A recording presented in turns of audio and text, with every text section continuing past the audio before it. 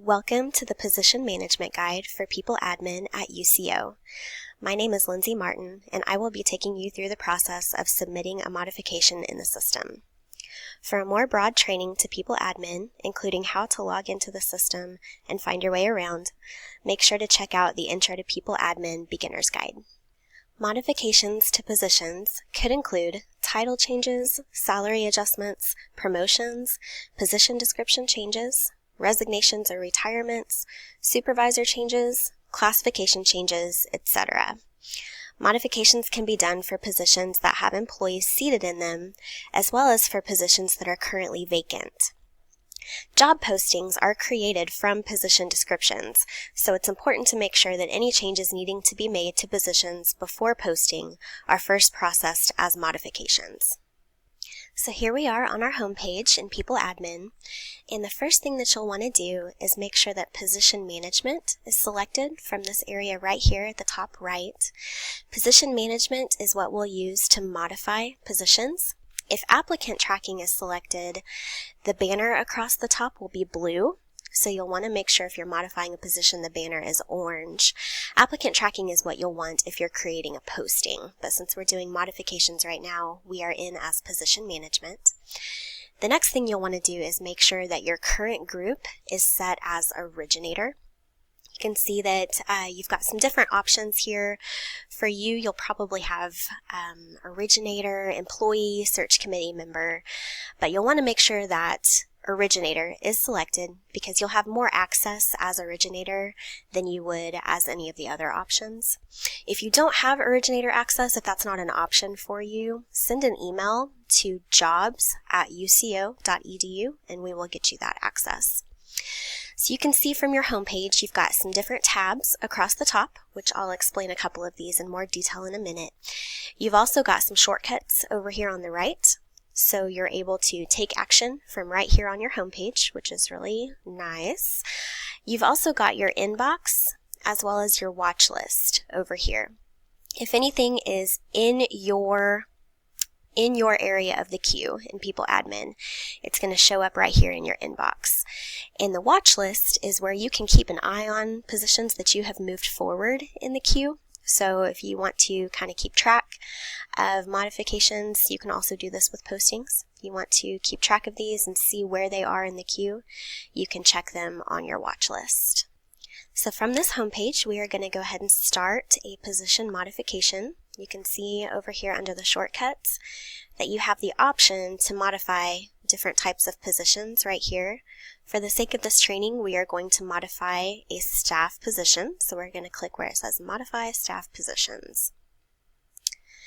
Here, something that's really important and will be kind of a lifesaver is to click where it says More Search Options, because it allows you to put in a banner position number. Now, if you don't know the banner position number for the position you're wanting to modify, that's okay. But if you do, it makes it a lot easier to type that in right here than to search for the position title. You can do that though if you don't know that. We're going to modify my position. So my title is HR Generalist. And we're going to click Search. So now this is going to bring up all the positions that have HR generalist really anywhere within the position. So you can see that several come up right here. You can also search to narrow it down a little bit more by employee name. So we're going to search by my name, scroll down, and it brings up my position right there. Or again, if you know that banner position number, you can type that in right here, and it will bring up the one and only position that is associated with that position number. For staff positions, there is one position number to one position. So you know that you're going to find the one that you're looking for if you know that position number. So we're going to click on the title right here, and this is going to bring up my position description right here. So you can kind of scroll through, make sure that it's the one that you're wanting. And then right over here on the right, you can click where it says Modify Position Description. Again, if you are not logged in as originator, it is not going to give you this option here. So make sure you've got originator set as your current group. So you will click Modify Position Description. It's going to tell you that once you've started this request, that nothing else can be done to the position. So that's okay. So we're going to click Start. Okay. It's going to bring up several different tabs over here. What you'll want to do is make sure that each one of these areas has a green check mark. Now, just because it's got a green check mark doesn't mean that you're done with it. It just means that all fields have been entered, but maybe you want to change something on that field. So what I always recommend is for you to go through each of these tabs and just look at it, make sure it looks how you want it to look. The first tab over here on the left says Select Classification. The classification is kind of the broad overview, general classification that has been tied to the position. So we have different classifications that you can choose from, but down here, if you wanted to pick a different classification, maybe let's go with the example of academic advisor, since they're right here at the top. Let's say that the position that you're modifying is being changed from an academic advisor 1 to an academic advisor 2. This is where you would want to change the classification because there are different roles, responsibilities, summary. Things are different for an academic advisor 2 than they are for an academic advisor 1. So you would want to pick the one that you want. You can see that there are 772 of these. So if you don't want to scroll through, you can click where it says filter these results and type in something more specific. So we'll type in HR Generalist just to see what options we have for classifications. And it's going to narrow it down. Now we've just got 2 pages here to look through. And if you're wanting to change the classification, if that's the purpose for this modification, you're going to want to find the one that you want, click on the radio button next to it, and then click Save right here. So if you are not changing the classification, you don't even need to do anything on this page right here. You can but you can click on the next tab right here. You'll want to make sure that the correct person is right there.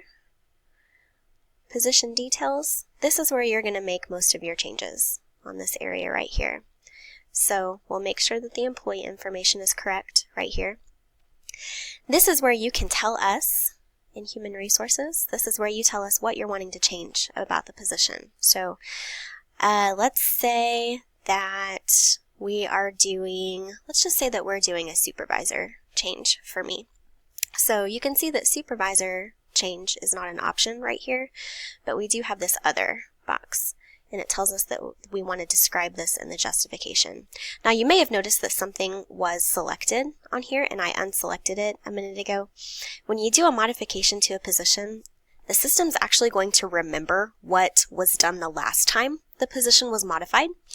So if that no longer applies, you'll want to unselect it, kind of clean it up, because otherwise it can be kind of confusing for us when it gets to us if certain things are checked that you're not actually wanting to change. So make sure that only things are checked that you want to change on this modification. It's also going to remember any previous effective dates right here. So obviously this is an old effective date. So you can change this to today's date. Today is October 12th, 2016. Or you can put in the effective date that is going to reflect when the change needs to be made. So if it's a salary adjustment, for example, or a promotion for a monthly exempt employee, you'll want to make sure the effective date is on a payroll working begin date. And you can find those dates on the payroll website. Or if it's for a biweekly non-exempt employee, you'll want to make sure that the effective date is on one of those biweekly working begin dates. Here is where you can type in your change justification. So this is basically where you're going to tell us what it is that you're doing to the position. So we're going to say supervisor change. Currently my supervisor is David. Let's say that I don't want him to be my supervisor anymore. So we're going to say supervisor change from David Hurd to Diane Feinberg. It would help if I could spell. So this basically just gives us an idea of what it is that you're wanting to change, just so there's no confusion. So we're going to scroll down a little bit. A lot of these fields will already be entered, and that is totally fine. If we're not changing anything about the department-specific essential job functions, you can just leave that alone. Same thing for the preferred area. Basically, if it's not anything that you're changing, then you don't need to mess with it right here. Now, we are doing this as a supervisor change. So, instead of this, the supervisor name would be Diane Feinberg. Next level supervisor is going to be the supervisor's supervisor. So this would be Patty Newhold. Okay, we're not changing the title. Now, if you were changing the title, the current title would need to be listed right here, and then the recommended title would need to be put right here. So if you were wanting to change it to something different, this is where you could enter that right there. If you're wanting to change the salary on a position, then you would type in the current salary here, and then the recommended salary here. Fill in any boxes that are appropriate to what you're wanting to change, basically. So we're going to scroll down to the bottom, and then we're going to save. Actually, before you hit save, something that you'll want to do if you are the originator is type in your name right here. So I usually do it last name, comma, first name, because this way you'll be able to access this as originator. If you don't have your name listed as originator here, then you won't be able to access this position request later. So then click Save. So we are finished with that position details screen, and like I said, this is usually going to be the screen where you make most of your changes. So next one is supervisor. You don't need to mess with this if you're not making a supervisor change, but if you are, then you'll want to mess with the screen right here. So we're going to click filter these results because you can see that it's got David listed as my supervisor. So we're going to click filter, and we're going to type in Diane, and we're going to search. You can also search by banner position number if you know that. So it brings up Diane right here. We're going to click on the radio button and click Save. Okay, so now you can see that it's got Diane listed as my supervisor. Now remember, this is a position request. So by doing this, this is not actually going to change the supervisor. So if you mess up or put in something wrong, don't worry. This is a request. It doesn't actually go through until we approve it at the final stage in human resources. So additional documentation. This screen you would want to use if you were processing a resignation or a separation and you had that resignation letter. Those do need to be sent to human resources, so you can send that through modification like this, or that letter can be emailed to Jerry Wickett in our front office. So any other types of documentation you could upload as well, but usually when we see these, it's due to a resignation letter. Separation information. If you do have an employee that is resigning or separating from the university, this is where you can type in their information right here, and then you're going to select the box that is the most appropriate here. Click on Save. The HR use only, you're not able to make edits to this on your end. This is what we will take care of on our end, so don't need to worry about this. This has saved information from the last modification, but this is the HR use only, which means you don't even need to touch it. We'll worry about that. Now when we get to the position request summary, we're going to click on that, and this is where you can take action. So you'll want to look through it, make sure it all looks good.